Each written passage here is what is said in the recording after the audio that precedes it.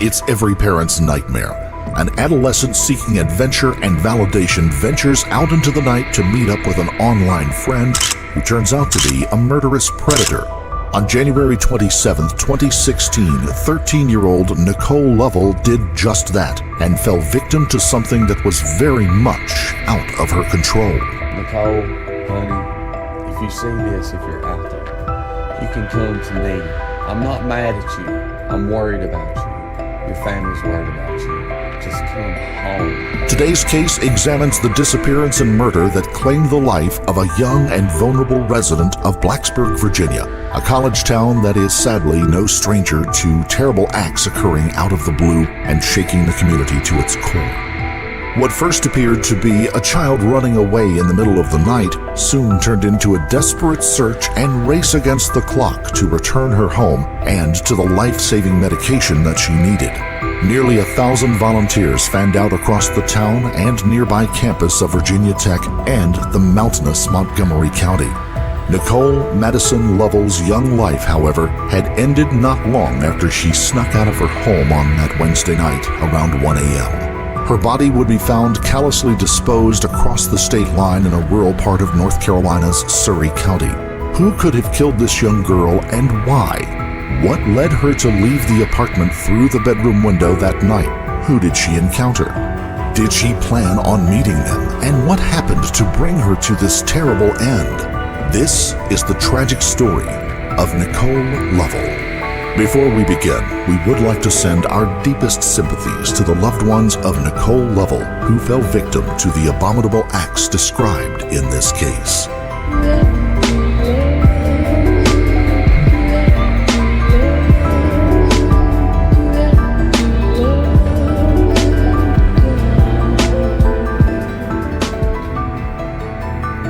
January in the mountains of Western Virginia can be cold with long nights. Icy winds are commonplace. Fallen snow tends to linger, sometimes for a week or two in the deep, shady spots that are everywhere. It was just such a night when Tammy Weeks saw her 13-year-old daughter off to bed. The next morning was going to be a teacher's workday for the Montgomery County school system, and Nicole wouldn't have to get up early to head away to middle school, a rare bonus day off for students. There was no way for her mother to know that after that bedroom door was shut, the girl would slide her dresser over in front of the door, send a text to a waiting compatriot, and then make preparations to make her escape. Nicole had made plans for something very different than a kid's normal no-school plan of sleeping late and watching TV. At around 1 a.m., Nicole slid open the window to her room. She grabbed a dark blue blanket with a Minions character emblazoned on it and headed out for the night, backpack and cell phone in hand. Nearby, a car waited for her as she crunched through the patchy snow on the ground. The roads were plowed and clear.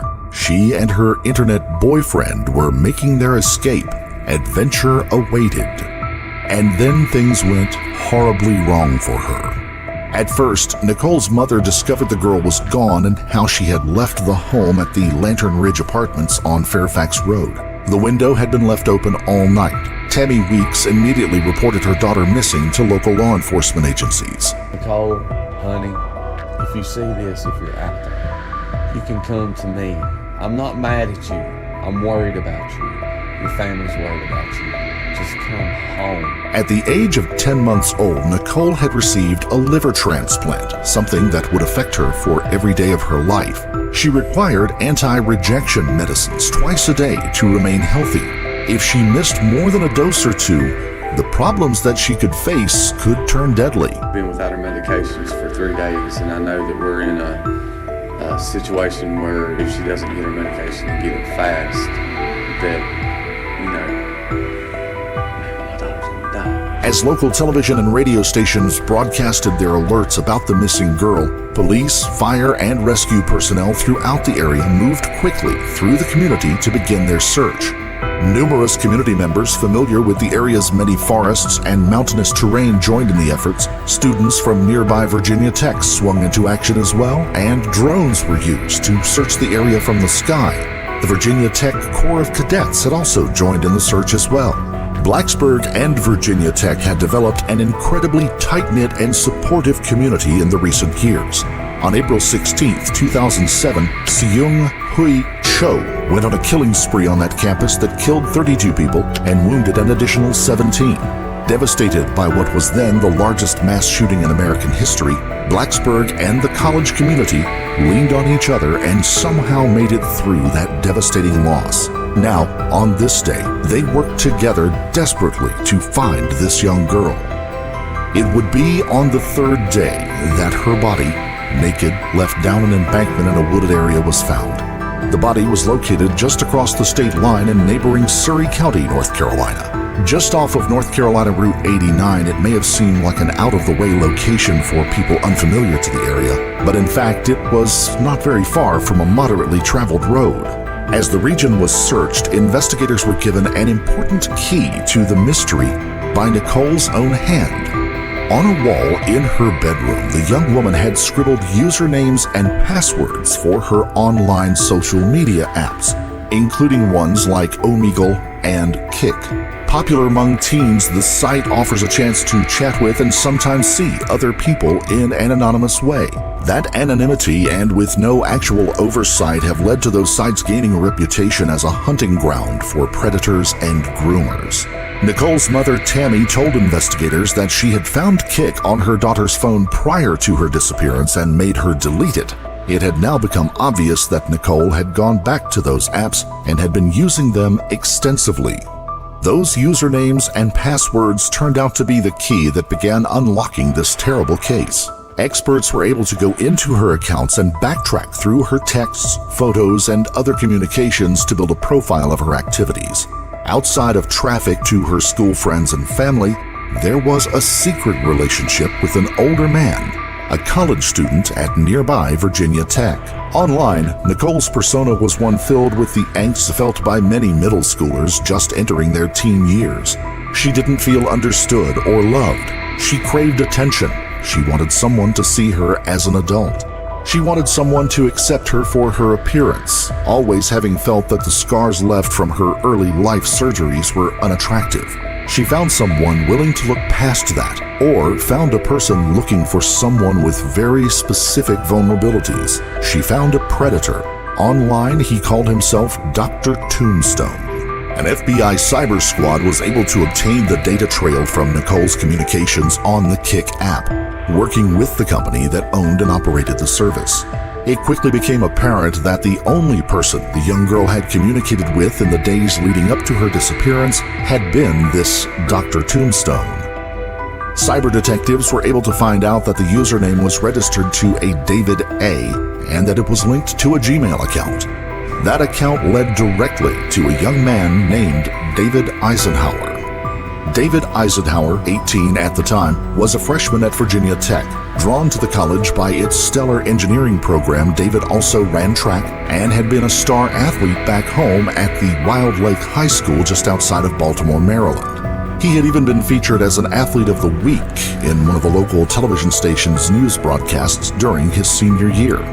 3 times he had won distance races at the Maryland State Championships during his high school times. I will personally not stop until I reach my peak performance. Outwardly, he didn't look any different from any other freshman coming to the large university that year. He made some friends at school, in classes, and on the track team. Most were just acquaintances, though David had struggled to make a place for himself. He had a penchant for telling offbeat stories in a way to portray himself as someone more experienced and worldly than he really was. Stories that often included unlikely occurrences or just out-and-out lame attempts to build himself up.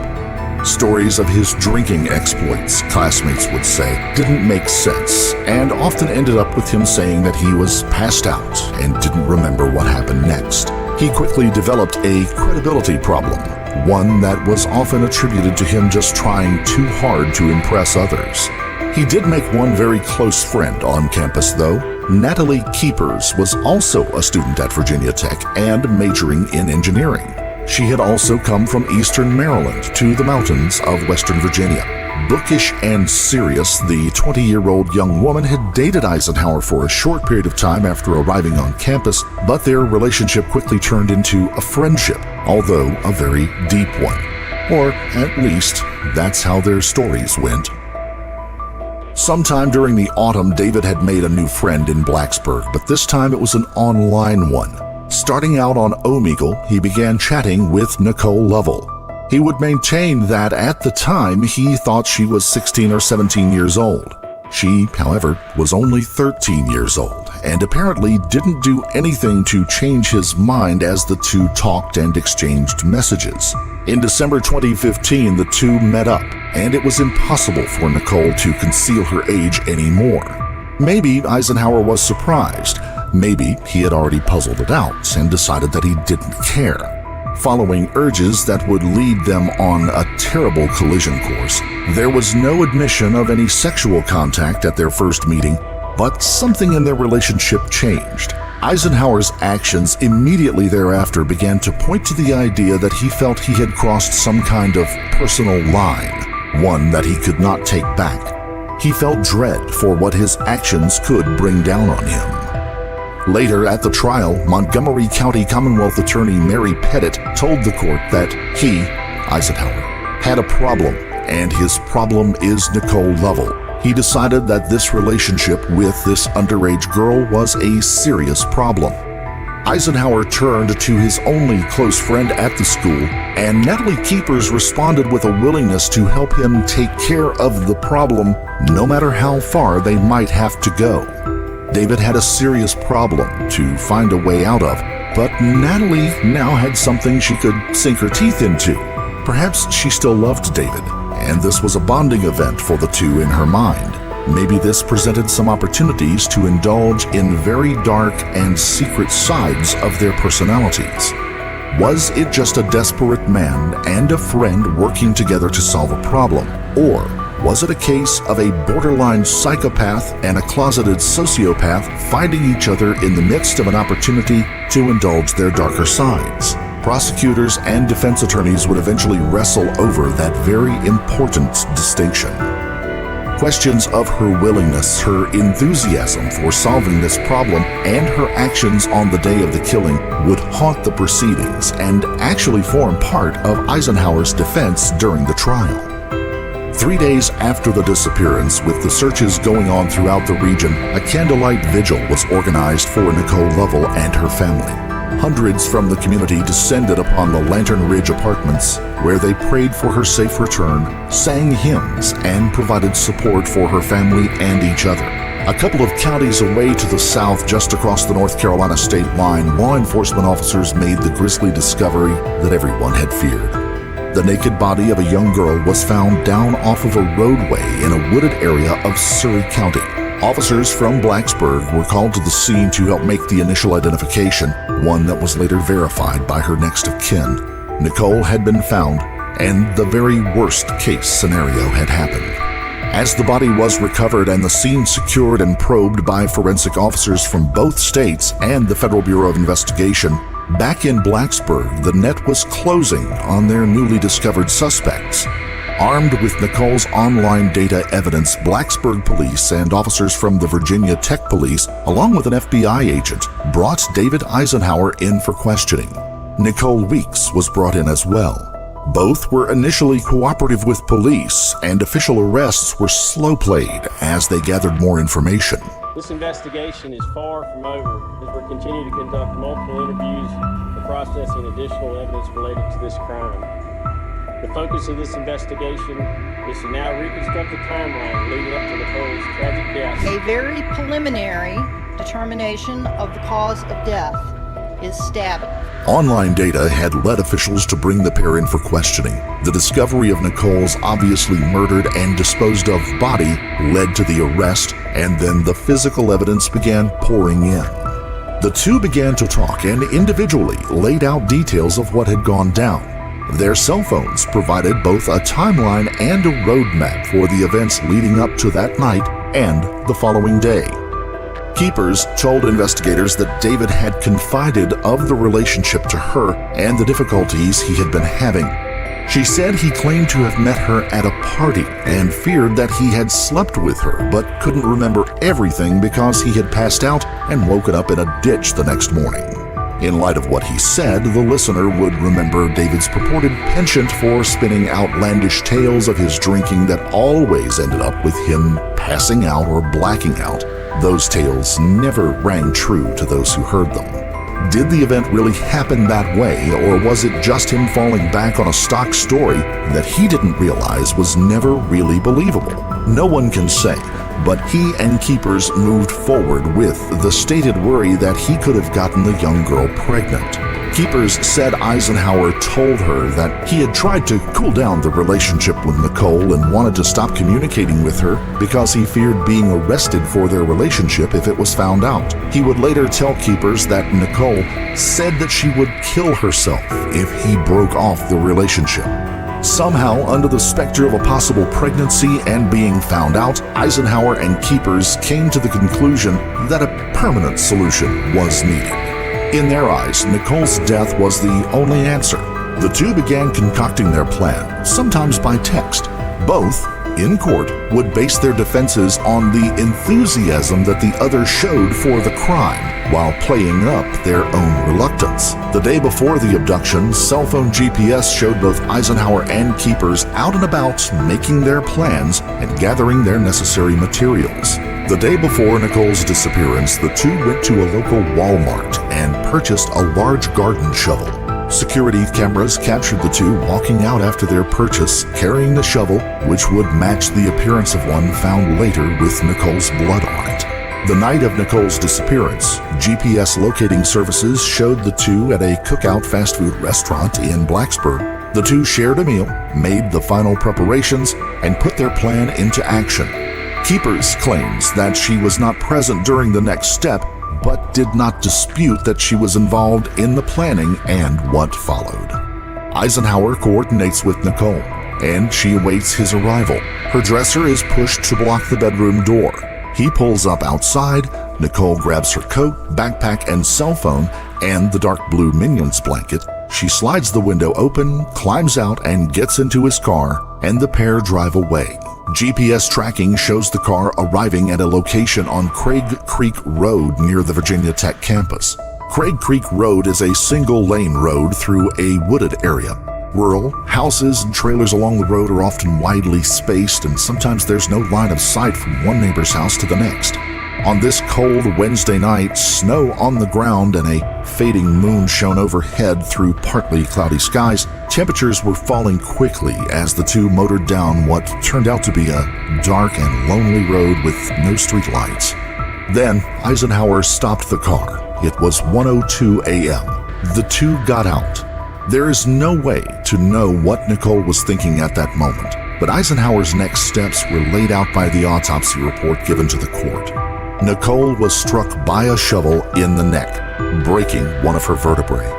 Still alive, she fell to the ground, and Eisenhower began stabbing her. In the end, she was stabbed 14 times, 7 times in the head and face, and 7 times in the chest. The fatal wound was from the hit that slashed her throat. Nicole Madison Lovell, a child who had survived a liver transplant, who was loved by her extended family and numerous friends, died on a lonely road on a cold January night, the victim of cold-blooded murder. Eisenhower then took her lifeless body and dumped it into the trunk of his car. Her other items, including her Minions security blanket, were tossed in as well, along with a shovel and the knife. He got back into his car and headed home. He'd go in and spend the night in a warm home, possibly haunted by his actions, while Nicole's body stayed out in temperatures that would drop into the mid-20s before first light. No one along that road would report anything out of the ordinary that night. The murder passes unnoticed into the wee hours of the morning. People sleep in preparation for the coming workday, completely unaware of the evil that had passed them by. Eisenhower would text Keepers and put into motion their next terrible step of their plan. The next day, the pair would climb into his car and head off to a secluded spot just across the North Carolina line. Texts on Eisenhower's phone show that he had asked an unnamed man in Pulaski, Virginia, if he knew of a place to dispose of a body. Police determined that that man did not know Eisenhower was serious and thought he was joking. Driving down North Carolina Route 89, the pair found a likely spot, one somewhat near a property owned by a member of Eisenhower's extended family. Nicole's body was stripped and cleaned to remove any evidence and then dumped down a wooded embankment. Text between the two showed that they thought the cold weather would keep the smell down, and that in such an area nature would completely dispose of the body within a couple of weeks. Online searches by Eisenhower prior to the murder showed that he had sought out answers to questions such as, how long does it take to burn a body? What is used as ID on a body? His inability to find the right answer certainly contributed to his downfall. Nicole's body was found intact. Up until that moment, the evidence that had been piling up had been mostly electronic. In the police station, Eisenhower quit talking before long, but keepers just kept on. Now, beyond the electronics and the words, physical evidence of a murder was on hand, and evidence who had done the murder was being collected by forensic experts. At the scene of the body, evidence was collected and rolls of skin were found under Nicole's nails. Completely missed in the efforts to wipe down the body, the bits of skin would provide the DNA evidence that she had scratched Eisenhower before she had been slain. Other law enforcement officers and forensic teams began searching the dumpsters and bins at Virginia Tech. A dive team searched the pond on campus. Then a bottle of Clorox and numerous wipes coated with brown stains were found in a dumpster. Blood traces were later found in the trunk of Eisenhower's car. Potentially the most damning evidence was a bag found among Keeper's possessions. Bloody clothing and the very distinctive dark blue Minions blanket had been retained and hidden away. Perhaps it was evidence to be disposed of later. Perhaps it was some kind of grisly trophy. Blood was also found on the toe of Keeper's boots, another thing seemingly missed in the pair's post-murder cleanup efforts. Eisenhower and Keepers were formally arrested and charged with their part in the abduction and murder of Nicole Lovell, as well as for the disposal of the body. Both pled not guilty to the charges offered against them, but their individual defenses rested not so much on not being involved, but in fact who was the mastermind behind it. Eisenhower's defense insinuated that Keepers was the mastermind behind the killing and had manipulated him into doing the deed. They attempted to nullify her testimony on the grounds that much of it had been given to police before she was made aware of her Miranda rights. At times, she was painted in the light of a sociopath playing out a role, excited by the thrill of killing and the planning that went into it. On Keeper's side, attorneys argued that she had no hand in the actual killing of Nicole Lovell. Evidence could not place her at that point of the murder, although it was nearly impossible to argue that she didn't have input before the event and an active hand in the disposal of the body and the concealment of evidence. I'm sorry for the pain my actions have caused. Nothing can ever undo what has been done for that deeply sincere. In the end, David Eisenhower was found guilty on all charges and received sentences of 10 years for the abduction, 60 years for the first-degree murder, and 5 years for concealing Nicole's body. 15 years of the sentence would be suspended, and 20 years of probation would be tacked on to the sentence. He was also ordered to pay $5,130 in restitution. Natalie Keepers would also be found guilty as an accessory to the murder in the first degree. She was sentenced to 40 years in prison for the accessory charge and an additional 5 years for concealing the body. 5 years of the sentence was suspended, and she was given twice the recommended 20-year minimum sentence for the accessory to murder charge. The pair will definitely spend the majority of their lives behind bars, but it will never bring Nicole Lovell back. She chased growing up and acceptance as so many adolescents do, but thanks to this pair, she'd never get the opportunity to find her own way in the world, to find pride and happiness in herself. Her family was left shattered and wounded in a way that can never completely heal. The vile act on that cold January night just leaves a cold, empty spot in the mountain town of Blacksburg, Virginia. And the story leaves a cold chill in the heart of any parent who has struggled along with their child going through those tough years of adolescence. If you found this story compelling, don't forget to like the video, comment down below your take on it, and subscribe to the channel. Also, hit the notification bell in order to stay up to date each time we reveal a new shocking case. Until next time, stay safe and keep your eyes peeled. You never know what's lurking in the shadows.